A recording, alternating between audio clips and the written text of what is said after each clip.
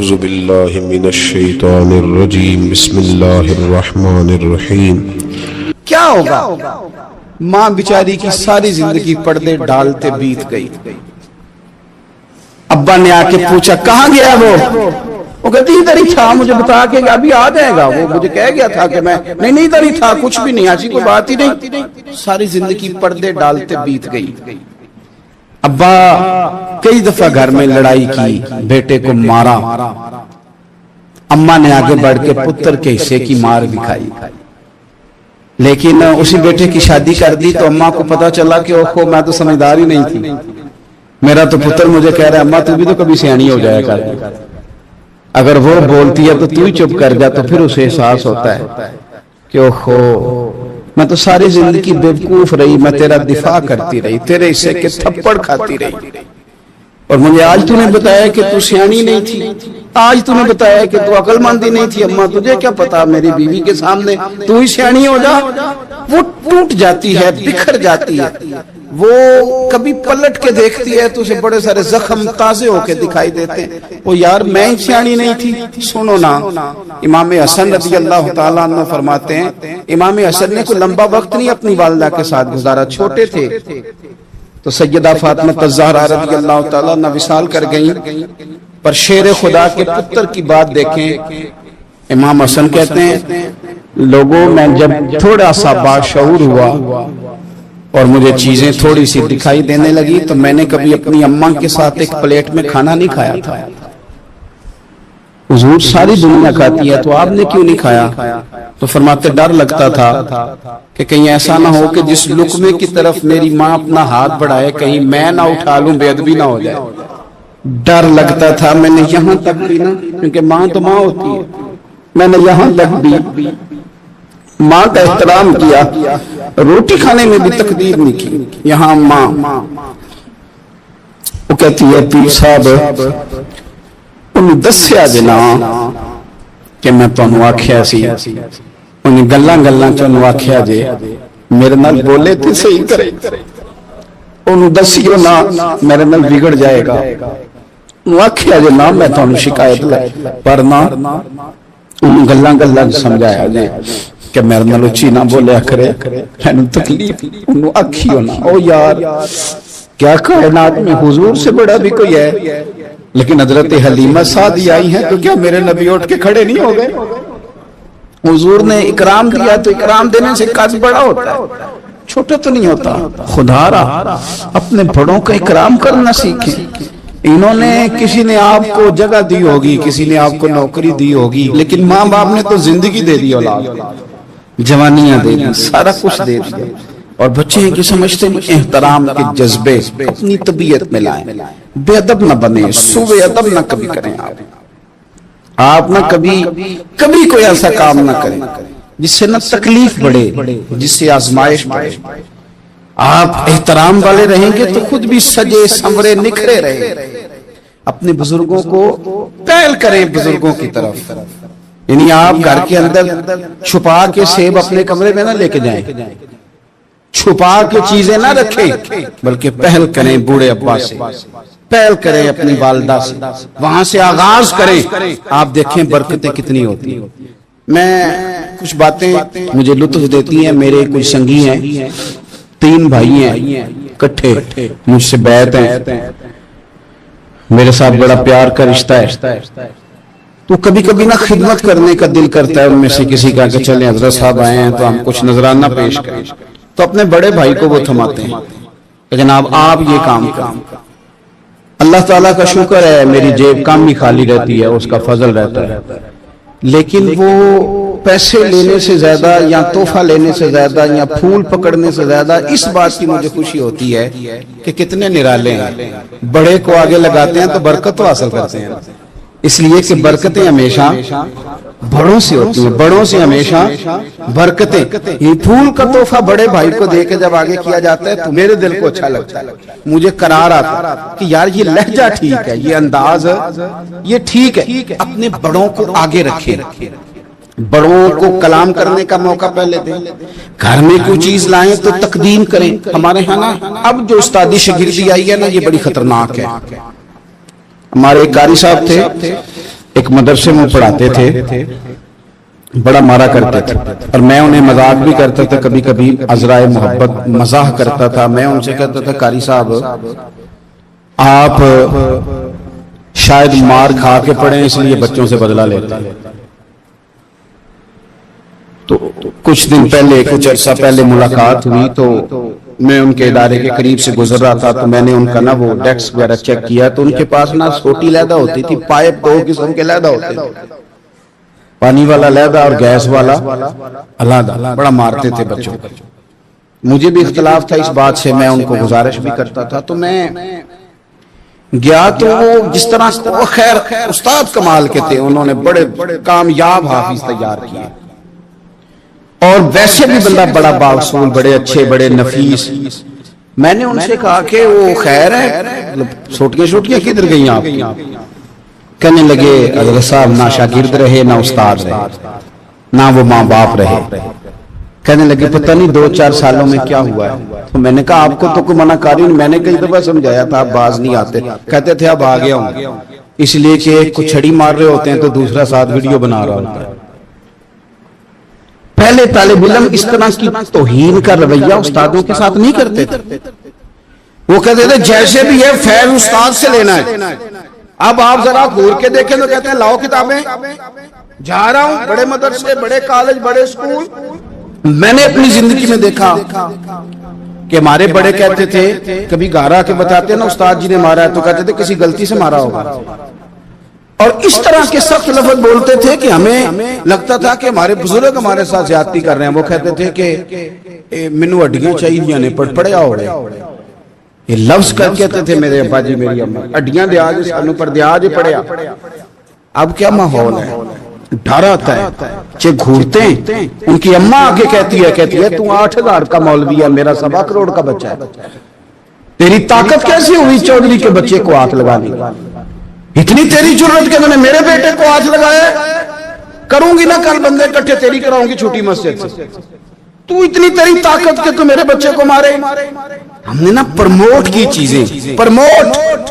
حضرت خواجہ حسن بصری رحمت اللہ علیہ فرمایا کرتے تھے ادب نہ ہو تو علم آ ہی نہیں سکتا، اس لیے کہ کتابیں رہنمائی کرتی ہیں، کتابوں کی ترجمانی تو استاد نے کرنی ہے۔ تو اگر آپ وہ احترام ہی نہیں ہے، وہ طبیعت ہی نہیں ہے، وہ ذوق ہی نہیں ہے، سیکھنے کا وہ خاص جذبہ ہی نہیں ہے۔ ہمارے اصحاب رحمت اللہ علیہ فرمایا کرتے تھے بہت سارے لوگ بڑے بڑے درویشوں کے پاس جا کے خالی آتے ہیں۔ حضور کیوں؟ فرماتے تھے اس لیے کہ کشکول سیدھا نہیں کرتے، پیالہ سیدھا نہ ہو تو خیرات آیا نہیں کرتے، ادب نہیں کرتے، احترام نہیں کرتے، پیالہ سیدھا نہیں کرتے۔ پیالہ سیدھا نہ ہو تو وہ تو جو دینا وہ بھی نیچے گر جاتا ہے۔ احترام۔ ایک شخص نے نا حضرت سیدنا امیر معاویہ رضی اللہ تعالیٰ عنہ سے کہا کہ میں نے زیارت کرنی ہے حضرت امام حسین رضی اللہ تعالیٰ عنہ، مدینہ شریف جا رہا ہوں، میں نے ان کو پہلے دیکھا نہیں ہوا، تو مجھے بتائیے امام علی مقام رضی اللہ تعالیٰ عنہ کو میں کیسے پہچانوں گا؟ تو ابن عساکر دیکھیے گا حضرت امیر معاویہ رضی اللہ تعالیٰ عنہ فرمانے لگے تو مدینہ شریف جانا، ایک شخص لوگوں کے حلقے میں بیٹھ کے لوگوں کو دین پڑھا رہا ہوگا، مسجد نبی میں وہ چمکتا ہوا چہرہ لوگوں کو قرآن و سنت کی تعلیمات سے روشناس کر رہا ہوگا، اور فرمایا اس کے ارد گرد لوگ اس ادب سے بیٹھے ہوں گے کہ جیسے ان کے سروں پر پرندے بیٹھے ہوئے ہیں، ذرا حرکت کی تو پرندے اڑ جائیں گے۔ فرمایا جب وہ نورانیت والا ماحول تم دیکھو اور اتنے با ادب شاگردوں کے بیچ بیٹھی ہوئی ایک نورانی ہستی کو دیکھو تو سمجھ لینا وہی حسین ابن علی، وہی ہے امام علی مقام امام حسین، کہ جو اس احترام کے ساتھ لوگوں کو انہوں نے آداب سکھائے ہیں، اس طرح انہوں نے لوگوں کو سمجھایا ہے کہ ان کے شاگردوں کا یہ رنگ ہے کہ وہ تو سر نہیں ہلاتے کہ کہیں پرندہ نہ اڑ جائے۔ اس انداز میں جب لوگ، مجھے بات یاد آ گئی، امام احمد بن حنبل رحمت اللہ علیہ بہت بڑے محدث تھے، تو مجھے پتہ ہے اگر آپ مجھ سے پوچھیں گے نا اس دور میں فقہ سب سے بہترین کس کو آتی ہے تو میں آپ کو بتا سکتا ہوں، کیونکہ میرا شعبہ ہے نا۔ آپ پوچھیں گے صرف نحو کا استاد کون اچھا ہے تو میں بتا دوں گا کہ کہاں پہ ہے، کون ہے، میرا شعبہ ہے. اسی طرح سے میڈیکل کے شعبے سے وابستہ لوگوں سے آپ پوچھیں گے کہ ہارٹ کا ڈاکٹر کون سا اچھا تو بتا دیں گے. پوچھیں گے بھئی میں نے ایک ناک کان گلے کے ڈاکٹر کے پاس جانا ہے, تو جس کا جو شعبہ ہے اسے پتا ہوتا ہے. مدرسے کے بچوں کو بھی پتا ہوتا ہے کہ کون سا آدمی کہاں بہترین پڑھانے والا ہے. ایک بزرگ تھے شاہ بقی الدین ابن مخلد,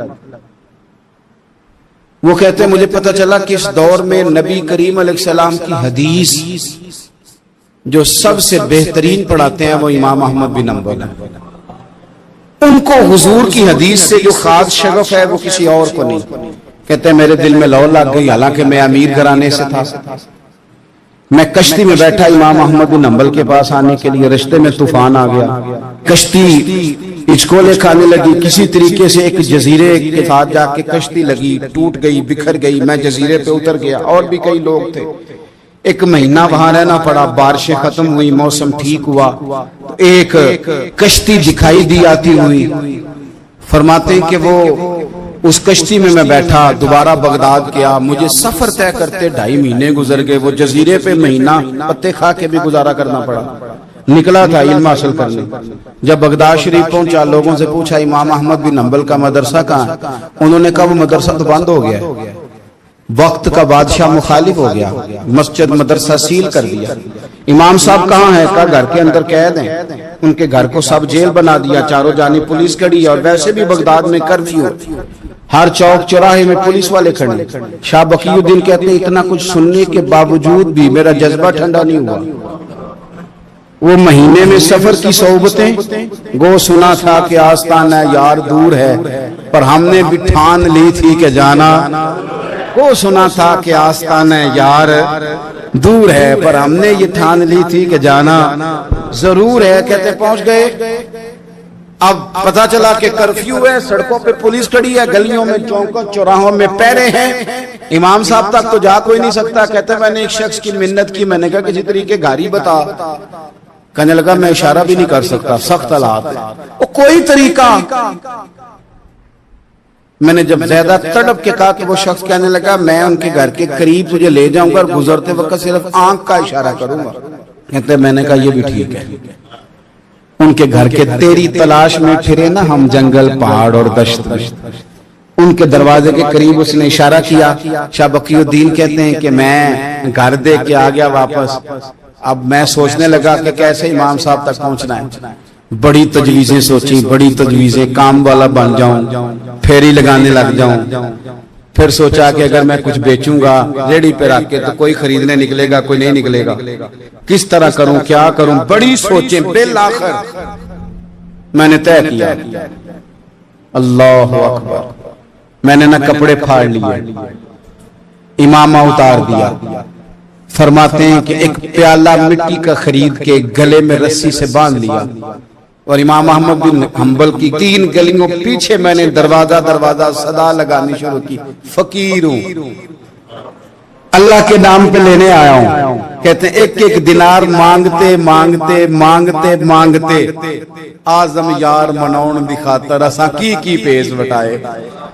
کہتے ہیں مانگتے مانگتے نا میں امام احمد بن حنبل کے دروازے تک آیا. امیر گھر کا بچہ تھا, بڑے پیسے جیب میں ہوتے تھے.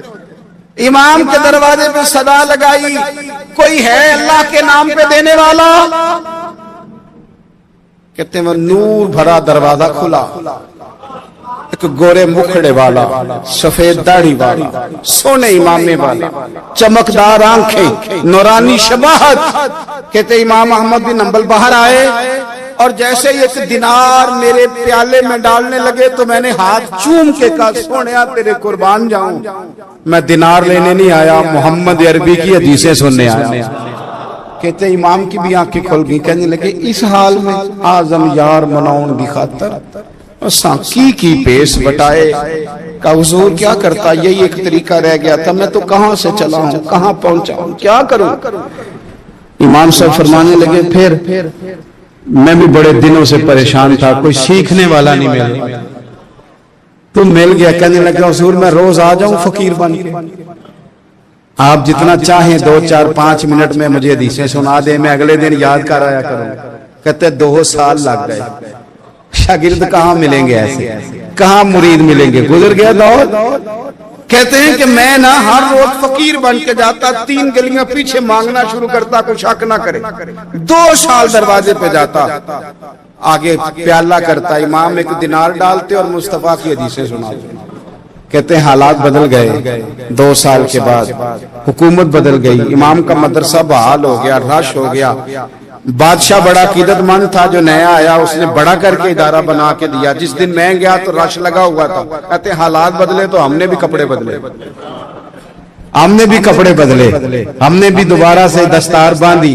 اور کہتے ہیں بڑے لوگ بیٹھے ہوئے تھے، میں جب داخل ہوا نا تو امام اٹھ کے کھڑے ہوئے۔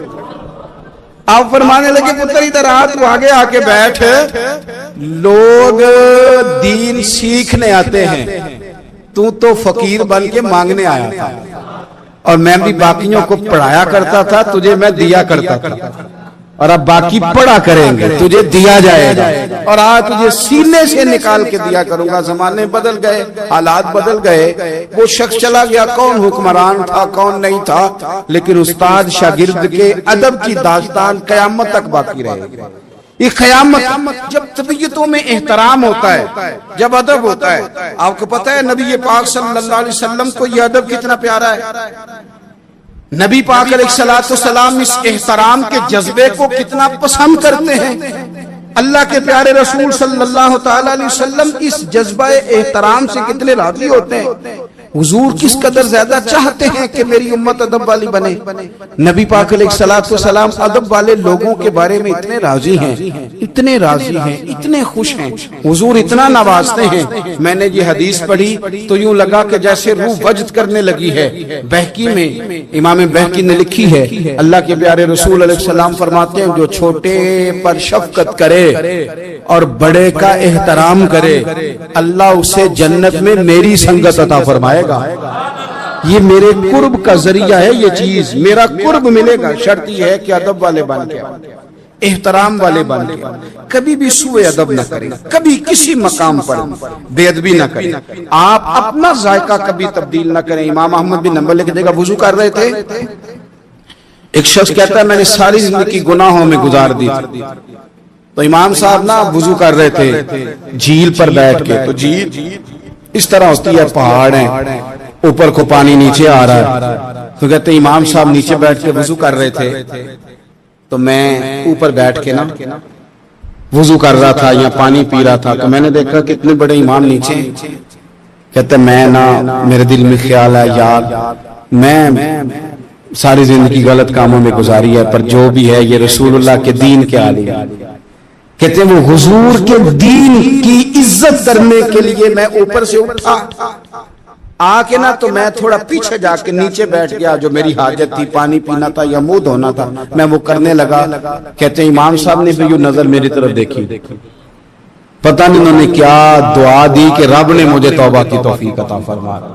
میں اللہ کے فضل سے اللہ نے میرا دل موڑ دیا، اور میں رب کریم کی بارگاہ کی جانب میری توجہ ہو گئی، خدا نے مجھے اس ادب کی برکت سے اپنی بارگاہ کی طرف اللہ تبارک و تعالی نے مجھے موڑ لیا۔ بے ادبی تو بندے کو کفر تک لے جاتی ہے، بے ادبی تو کفر تک لے جاتی ہے۔ اگر بندہ بے ادب ہوتا ہوتا اللہ رسول کی بے ادبی تک پہنچ جائے تو دور نکل گیا، لیکن یہاں باقاعدہ بے ادبی کو پروموٹ کیا جا رہا ہے۔ کبھی بھی بے ادب نہ بنے، ادب والے رہیں، ادب والے بن کے جئیں، ادب والے بن کے دنیا سے جائیں۔ وہ درویش نے کہا تھا کہ بے ادباں مقصود نہ حاصل، نہ درگاہ ٹوئی، بانج ادب دے محمد بخشا، توڑ نہیں چڑھیا کوئی۔